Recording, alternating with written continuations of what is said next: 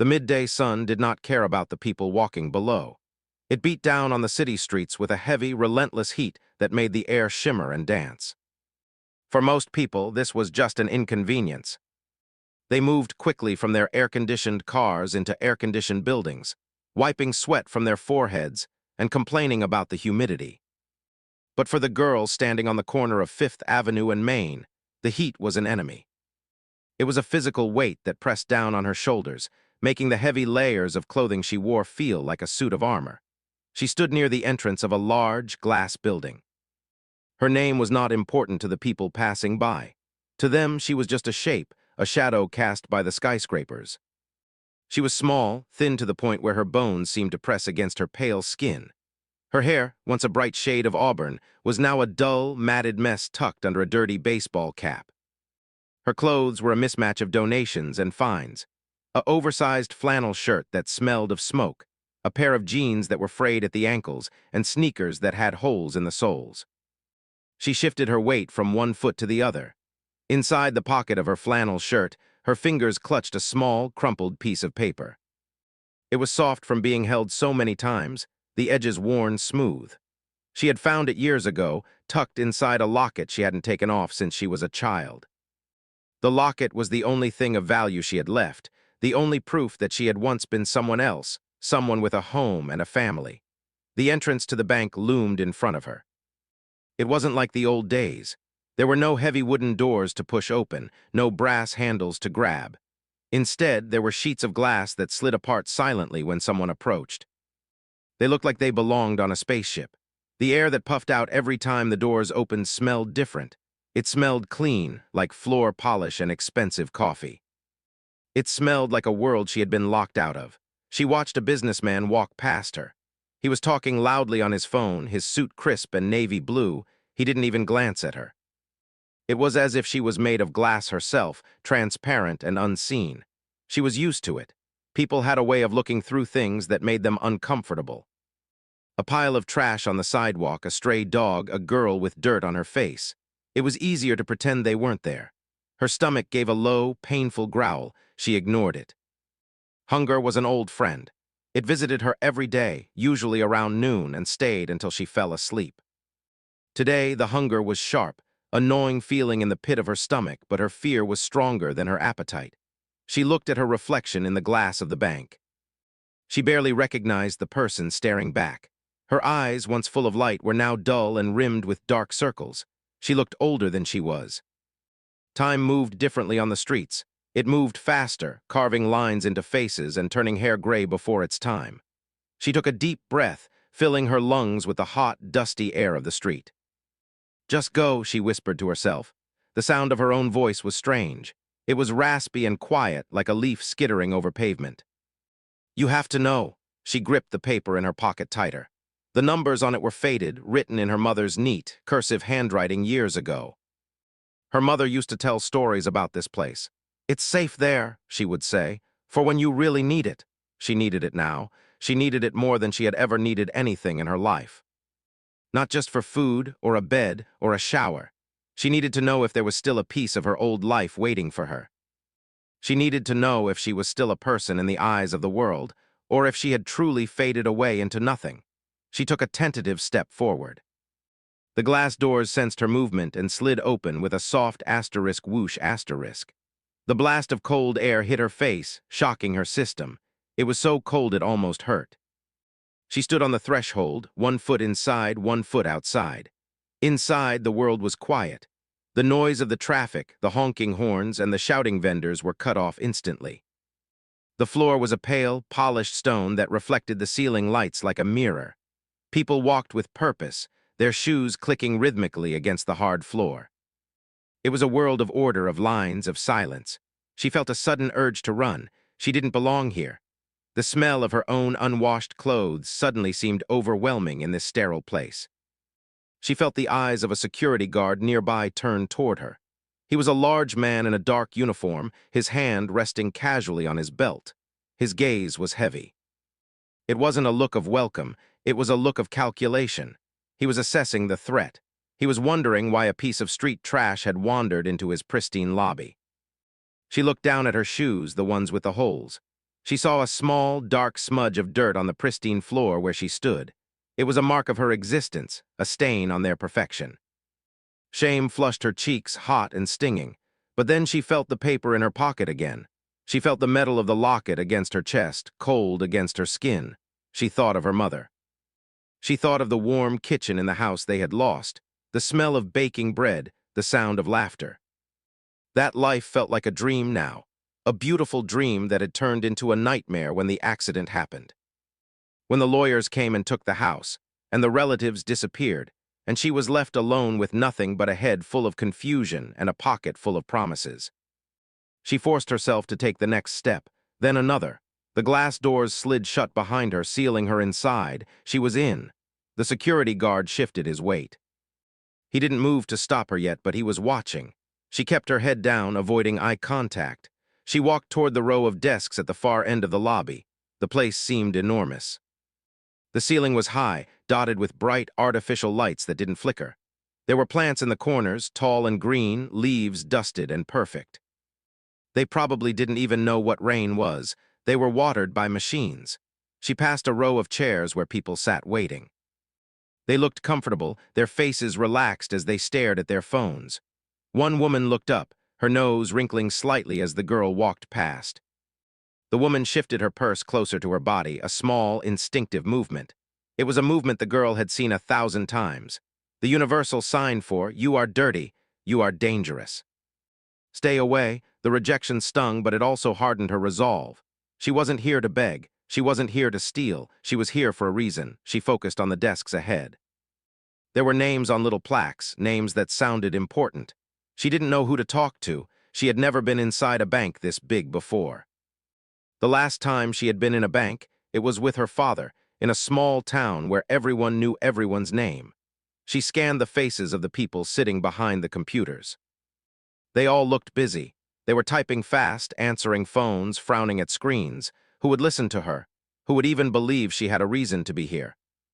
She stopped walking for a moment, standing in the middle of the open floor. She felt exposed. The air conditioning was drying out her skin.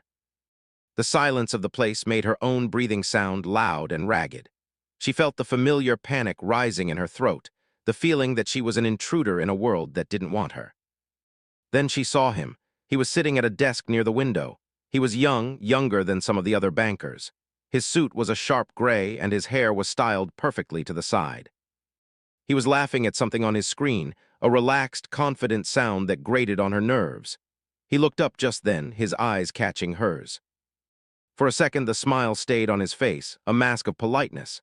Then his gaze drifted down to her clothes, to the dirt on her face, to the plastic bag she carried. The smile vanished. It wasn't replaced by anger, but by something worse, a look of weary annoyance. It was the look of someone who sees a problem walking toward them. She tightened her grip on the paper until her knuckles turned white. This was it. This was the moment. She had to speak. She had to find her voice. She took a breath, straightening her back as much as she could, trying to summon the ghost of the girl she used to be. She walked toward his desk, her worn sneakers silent on the polished floor. The distance seemed to stretch out, an endless walk of judgment. The man at the desk sighed. She saw it. He sighed before she even said a word. He glanced at the security guard, a silent communication passing between them. Watch this one. She stopped in front of his desk. She felt small. She felt the eyes of the room on her back. The lights above seemed too bright, exposing every flaw, every scar, every day of hardship she had endured. "Can I help you?" the man asked. His voice was smooth, practiced, but it lacked warmth. It was a voice that said, "Tell me what you want so I can tell you no and you can leave." The girl opened her mouth. Her throat was dry. The words were there, scratching at the back of her tongue, fighting to get out. She looked at his face, his clean, shaved face, his eyes that were already looking past her, looking at the clock on the wall, checking the time. She had to say it. She had to know. "Can I?" she started, her voice barely a whisper. "Can I check my balance?" The words hung in the air between them, fragile and desperate. It was a simple question. A question asked by millions of people every day. But coming from her in this place at this moment, it sounded like a joke. It sounded impossible. And as she watched the man's expression shift from annoyance to a smirk, she felt her heart hammer against her ribs. A frantic rhythm of fear and fading hope. The young man sitting behind the desk did not immediately answer. He stared at her, his eyes scanning her face, then moving down to her clothes, and finally resting on the old plastic bag she had placed on the floor beside her feet. The silence between them stretched thin like a rubber band ready to snap. He let out a short, sharp breath. It wasn't quite a laugh, but it was close. It was the kind of sound people make when they see something ridiculous, like a dog walking on two legs or a child trying to lift a heavy stone.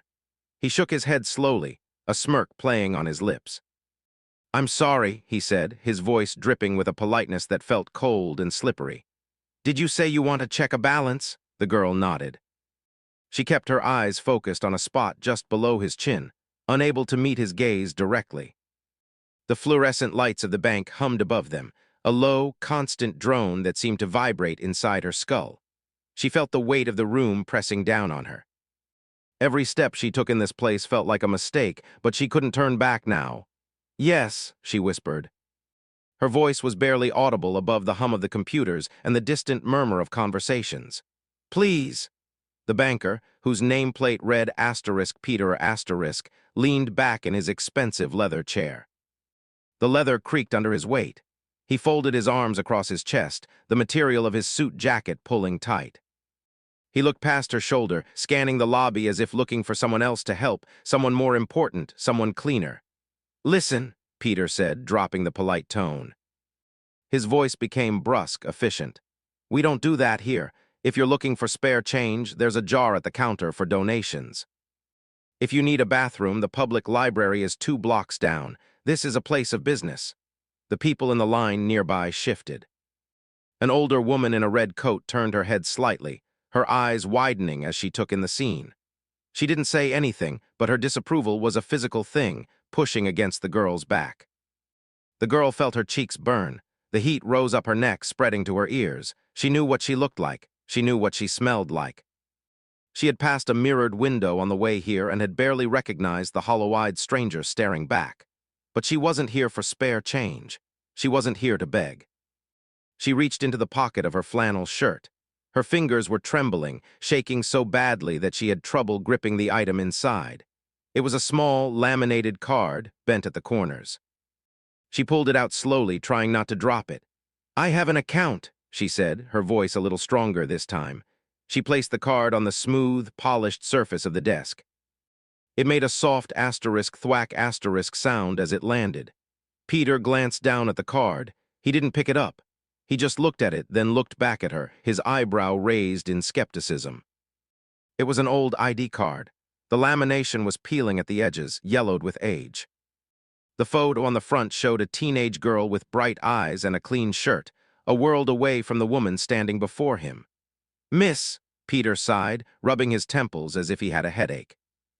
"Having an old ID doesn't mean you have a bank account. This card is. It's ancient. Look, I don't want to be rude, but you're holding up the line. My time is valuable, and I have clients waiting who actually have assets to manage." He gestured vaguely toward the glass doors. "The mission is down the street. They can help you with a meal and a bed.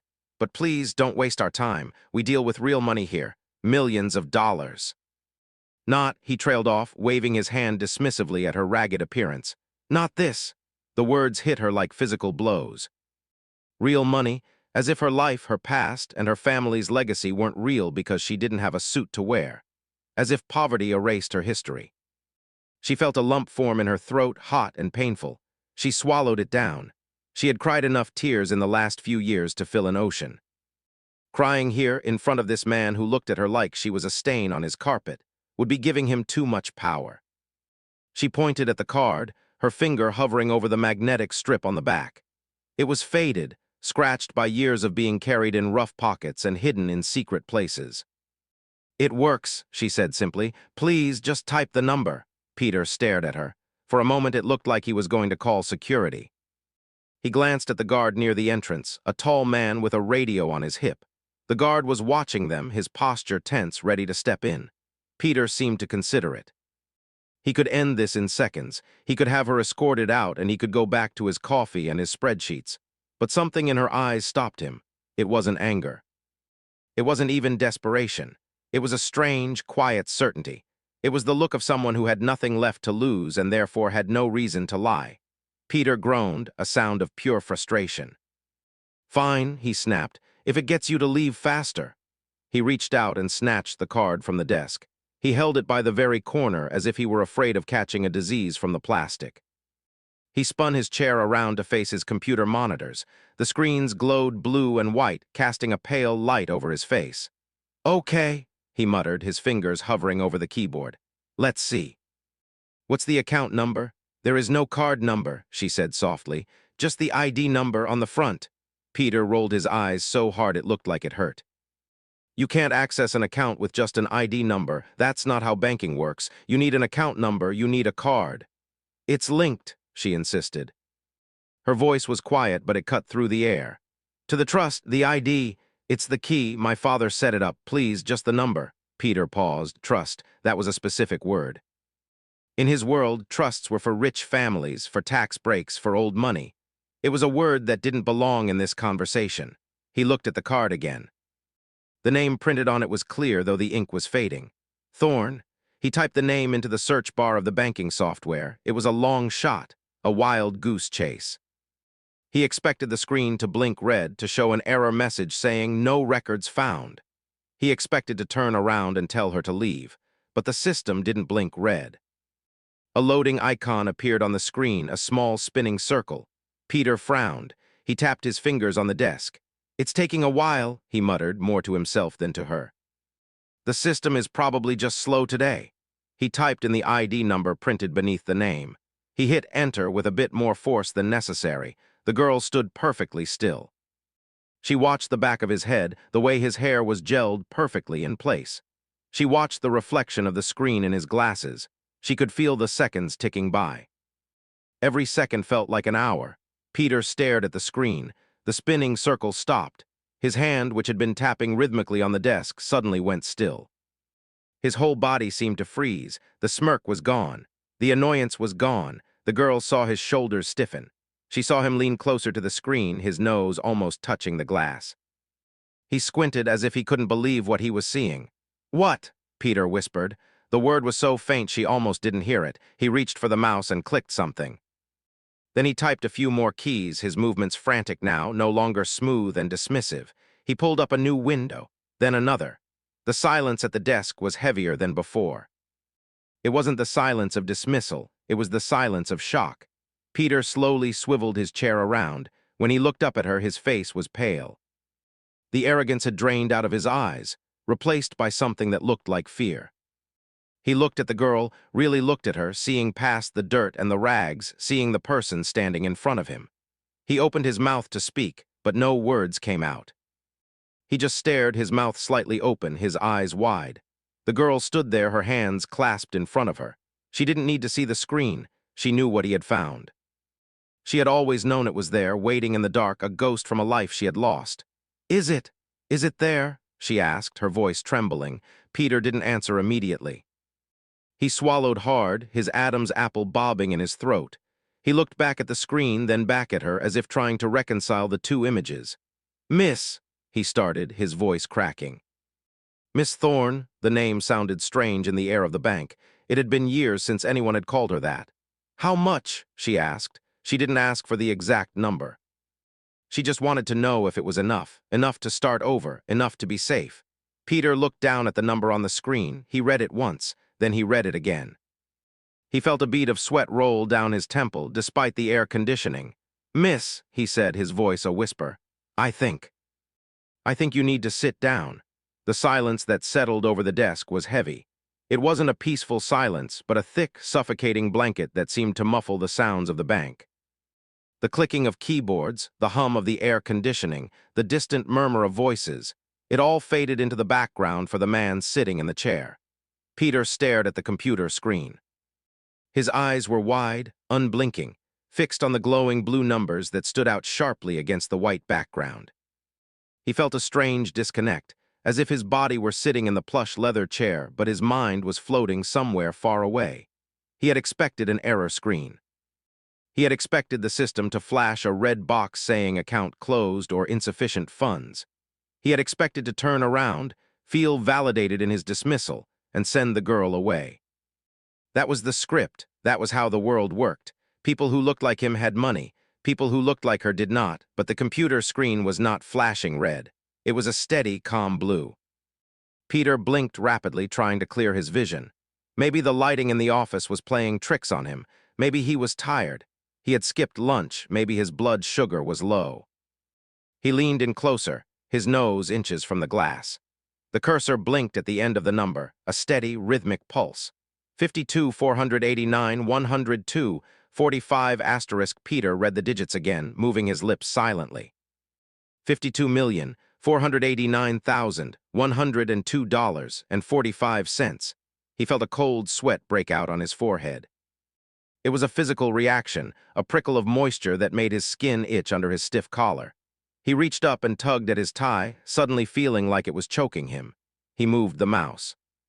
His hand was shaking. He had to use 2 hands to steady the cursor. He clicked on the Account Details tab. He needed to see more. He needed to understand. Maybe this was a glitch. Maybe it was a holding account for the bank itself. Maybe it was a mistake in the system code. A new window popped up. It displayed the account history. It was a short list, unlike the pages of transactions he usually saw for his wealthy clients. There was an initial deposit, dated nearly 12 years ago. The amount was large, several million. Then there was nothing, no withdrawals, no transfers, just a monthly addition, interest. Compound interest, piling on top of itself, year after year, growing silently in the dark like a tree in a forest where no one was watching. The name on the account holder matched the name on the tattered ID card sitting on his desk. Thorne, Peter's mind raced back to the local history he vaguely remembered hearing about in hushed conversations among the senior partners. The Thorne family, a tragedy. An accident that had wiped out a prominent line. A daughter who had vanished, presumed dead or lost to the streets. The money had been sitting here, waiting, a sleeping giant that no one could touch because of the strict trust parameters set up by the father. He spun his chair around slowly. The leather creaked, the sound loud in the quiet space. The girl was still standing there. She hadn't moved. She stood with her hands clasped in front of her, her posture rigid. She looked tired. Not just sleepy tired, but a deep, bone-weary exhaustion that seemed to have settled into her very soul. Her eyes were fixed on him, waiting. Peter looked at her, really looked at her for the first time. He looked past the dirt that smudged her cheek.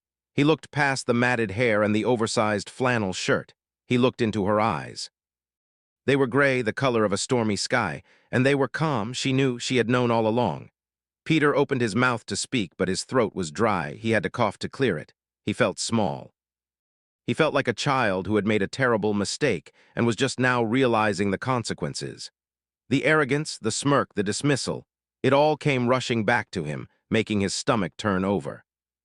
"Miss," he managed to say. His voice was a whisper, stripped of all its earlier confidence. He stood up. His legs felt shaky. He came around the side of the desk, moving slowly as if approaching a wild animal that might startle.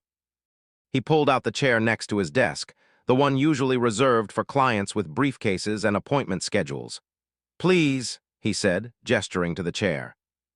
"Please sit down." The girl looked at the chair. It was upholstered in a soft, gray fabric. It looked clean, it looked comfortable. She hesitated. She glanced down at her clothes, at the dirt on her jeans. She took a small step back. I'll dirty it," she said softly. Peter felt a sharp pain in his chest. It was a physical ache. He shook his head vigorously. "It doesn't matter, please, you shouldn't be standing." He waited. The security guard at the door was watching them, looking confused by the sudden change in the banker's demeanor. The guard took a step forward, but Peter held up a hand, signaling him to stay back. The girl slowly moved toward the chair. She sat down on the very edge, her back straight, as if she was ready to flee at any moment. She placed her hands on her knees. Peter sat back down in his own chair. He turned the monitor so that she could see it. The bright numbers glowed in the dim light of the desk lamp. I have to verify," Peter stammered. "For security, can you tell me the date of the last transaction you made?" The girl looked at the screen. She didn't flinch at the number, she didn't gasp, she didn't cry. She just looked at it with a profound sadness. "I never made one," she said. "My father, he made the last one, the day before he died." Peter nodded. He typed a few more commands. The system requires a verification question. It's preset. He looked at the screen. The question is, what did the bird say? The girl's face changed. The mask of exhaustion slipped for a moment, revealing a flash of raw, heartbreaking emotion. Her lip trembled. He said, "Fly home," she whispered. Peter typed the answer.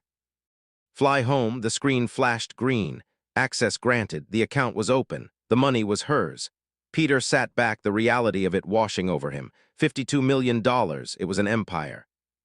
It was a kingdom, and it belonged to the woman sitting in front of him in clothes that smelled of smoke and street grime. He looked at her hands. They were resting on her knees, clenched tight. He noticed a small scar on her knuckle. He noticed the chipped nail polish, a faint remnant of pink that seemed to belong to another lifetime. "I'm sorry," Peter said. The words felt inadequate, pathetic. "I'm so sorry for how I spoke to you." The girl turned her head to look at him. There was no anger in her eyes. There was no vindication. There was just a quiet, dignified acceptance. "It doesn't matter," she said. "It does," Peter insisted, his voice cracking. "I judged you, I laughed at you." I know what you thought," she said gently. "Everyone thinks it. It's easier to be invisible." "Not anymore," Peter said, looking back at the screen. "Not with this," he gestured to the number. Do you want to make a withdrawal? Do you want me to call a manager? We can arrange anything you need, a car, a hotel." "A lawyer?" The girl stared at the screen. She looked at the millions of dollars that had been piling up while she slept under bridges and ate out of trash cans. It was a fortune that could buy cities. It was a fortune that could save lives, but she didn't look happy. She looked burdened. "It's just numbers," she said softly. "It's just light on a screen." "It's money," Peter corrected gently. "It's real." The girl shook her head slowly. "It's his money, my father's. He worked hard for it. He wanted to build something." She paused, taking a deep breath. "I thought if I came here, if I checked, I would feel something.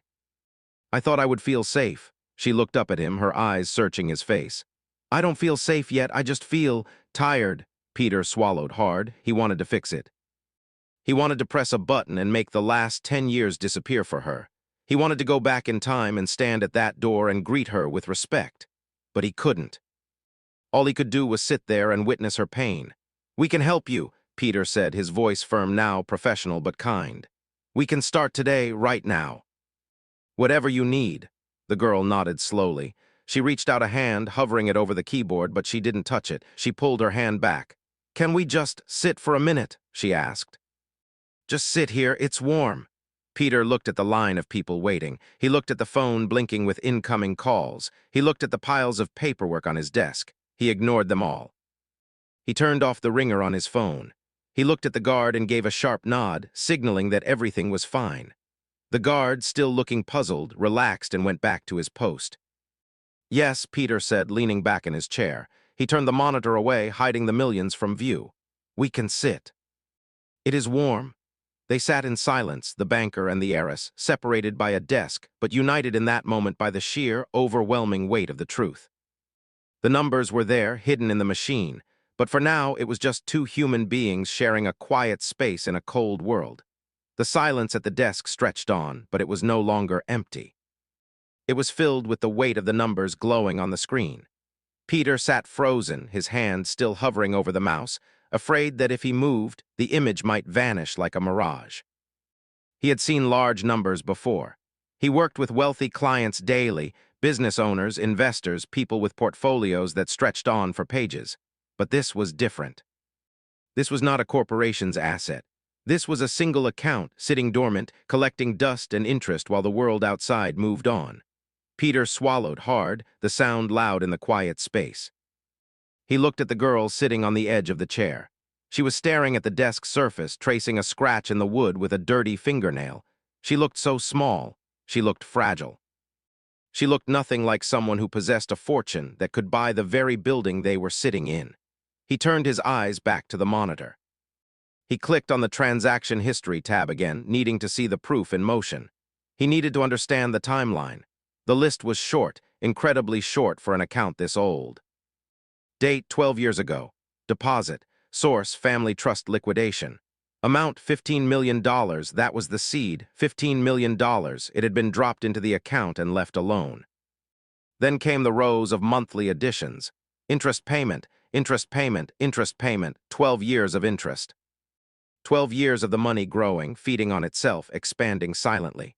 The numbers marched down the screen, a steady drumbeat of accumulation. $20 million, $30 million, $45 million. It was relentless. It had not cared that the owner of the money was cold. It had not cared that she was hungry. It had simply grown, obeying the cold, hard laws of mathematics, waiting for a hand to claim it. Peter felt a chill run down his spine. He thought about his own bank account. He had a few $1,000s saved. He worried about his rent, his car payments, his credit card bills. He had looked at this girl with such superiority, assuming his suit gave him worth. Now, seeing the vast ocean of wealth attached to her name, he felt like a pauper. He felt ridiculous. He looked at the notes section attached to the account profile. Usually these notes contained instructions like call office before large transfers or client prefers email. The note on this account was different. It was typed in bold, red letters. Inactive account. Holder status missing. Funds to remain in trust until positive identification. Do not close. Peter read the words again. Missing. She hadn't just been poor, she had been lost. The system had flagged her as a ghost, a phantom with a fortune, and she had walked in out of the cold, looking like she had nothing to claim everything. He realized he was sweating. The air conditioning in the bank was blowing cold air, but his forehead was damp. He felt a desperate need to fix the atmosphere, to bridge the gap between his earlier mockery and this staggering reality. "Miss," he whispered. She didn't look up. She kept tracing the scratch on the desk. "Miss Thorne," he said again, using the name on the screen. It felt heavy on his tongue. She stopped moving her finger. She slowly raised her head to look at him. Her eyes were dry, but they were tired, so incredibly tired. "The water," she said softly. Peter blinked, confused. "I'm sorry, the water," she repeated, pointing a shaking finger at a water cooler across the room. Could I have a cup, please?" Peter felt his heart break. She was sitting in front of $52 million, and she was asking for a paper cup of tap water. She was still operating in the world of survival, the world of thirst and hunger. She hadn't processed the money yet, or maybe to her the money wasn't real, the water was real. "Of course," Peter said, jumping up from his chair so fast he nearly knocked it over. "Of course. You don't have to ask. Please stay seated. I'll get it." He hurried across the polished floor. He felt the eyes of the other customers on him. They had watched him dismiss her. They had watched him laugh. Now they were watching him scurry like a servant to fetch water for the street girl. He could feel their curiosity, their confusion. It made his skin prickle. He reached the cooler. His hands were shaking as he pulled a paper cone from the dispenser. He filled it to the brim. He paused for a second, looking at his reflection in the silver drain grid. He looked like a man who had just seen the ground open up beneath him. He walked back carefully, trying not to spill a drop. He set the cup down on a coaster in front of her. "Here," he said gently. "It's cold." She reached out with both hands, cupping the paper cone as if it were made of gold. She took a small sip, closing her eyes as the liquid touched her lips. She didn't gulp it down. She savored it. "Thank you," she whispered. Peter sat back down slowly. He lowered his voice, leaning in so that the people in the line couldn't hear. "Miss Thorne, do you understand what is on this screen?" She opened her eyes. She looked past him at the monitor. "I know it's a lot," she said. "My father, he liked to make things grow, trees, flowers." "Money, it is. It is significant," Peter said, trying to sound professional, though his voice was trembling. "It is over $52 million. She didn't flinch. She just nodded slowly. "It's been a long time. There are procedures," Peter said, his brain shifting into work mode, trying to find solid ground. "We need to verify everything. We need to update your status. We need to contact the trust administrators. There will be lawyers." The word lawyers made her shiver. She looked down at her ragged clothes. "Lawyers don't like me," she said quietly. "They think I'm broken." "They will change their minds," Peter said firmly. He felt a sudden, fierce protectiveness. He didn't know why. Maybe it was guilt. Maybe it was the sheer injustice of it all. "Miss Thorne, the status of this account changes everything. You are not without resources." He looked around the lobby. The bank manager, a stern woman named Ms. Gable, was watching them from the mezzanine above. She had noticed Peter's strange behavior. She was frowning. Peter knew he was in trouble for his earlier behavior, but he didn't care. He had to fix this. He had to make sure she was taken care of right now, not later. "We have a private office," Peter said, standing up. "It is quieter there. We can get you some food. The cafeteria is open. We can call the administrators from there." "You shouldn't do this out here." He gestured to the busy lobby, the noise, the staring people. He wanted to shield her. He wanted to hide her away until she was ready to face the world as the wealthy woman she was. The girl stood up slowly. Her legs seemed unsteady. She looked at the water cup, empty now, and set it carefully on the desk. She picked up her plastic bag, clutching it to her chest. "I don't want to be a bother," she said. "You are not a bother," Peter said, his voice cracking. "You are a client, a very important client." He guided her away from the desk. As they walked, he saw the security guard watching them. The guard gave Peter a questioning look, as if to ask, "Are you kicking her out?" Peter shook his head slightly. He put a hand lightly on the girl's back, not touching her dirty coat, just hovering there, guiding her toward the corridor that led to the private offices. "The elevators are this way," he said softly. "We have a suite upstairs. It's warm, it's private." She walked beside him, her steps small and hesitant. "Is there a window?" she asked. "I like to see the sky." "Yes," Peter said, nodding. "There is a window. You can see the whole city." They reached the elevator bay. Peter pressed the button. They stood in silence, waiting for the doors to open. "Sir?" she asked, looking at the elevator buttons. "Yes." "Will they let me keep my bag?" Peter looked at the plastic bag. It was filled with junk, old newspapers, a broken comb, maybe a change of socks. It was trash to anyone else. To her, it was her life. "You can keep your bag," Peter said. "No one will take it from you?" The elevator doors slid open. They were mirrored inside. The girl stepped in and stopped. She saw her reflection. She saw Peter standing behind her, looking tall and clean in his suit. She stared at her own image for a long moment. She touched her face, her fingers tracing the lines of hunger and hardship. "I don't look like a millionaire," she said. Peter looked at her reflection in the mirror. He met her eyes. "You look like a survivor," he said. The doors closed, sealing them in, and the elevator began to rise, carrying the banker and the secret heiress away from the judging eyes of the lobby, up toward the light.